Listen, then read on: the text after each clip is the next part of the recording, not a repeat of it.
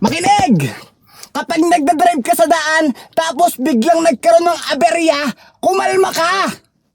Nakakainis ka eh! Pinapangunahan ka na naman na aggression! Anong klaseng aggression? Pag-usapan natin yan. Ang aggression ay kahit anong physical o verbal na behavior na intended na manakit, manira o manakot ng tao, hayop o bagay. Pwede itong mag-range mula sa simpleng insulto hanggang sa paninira ng property. Ang dalawang uri ng aggression ay ang impulsive at instrumental aggression. Ang impulsive aggression ay hindi planado at dala ng emosyon bilang reaction sa galit, takot o pagkainis. Kadalasan reaction to sa moment na nag-trigger ng inis mo.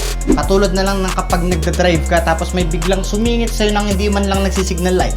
Ang instrumental aggression naman ay isang planadong uri ng aggression na motivated ng kagustuhan na magkaroon ng kapangyarihan, dominance o resources katulad ng pera.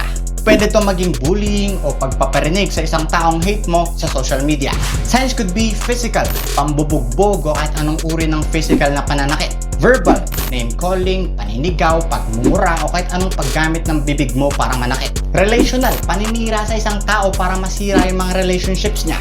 At passive-aggressive, indirect na pagpapakita ng hostility sa isang tao katulad ng backhanded compliments. Kaya sa susunod, huwag na tayong pangungunahan ng aggression, okay?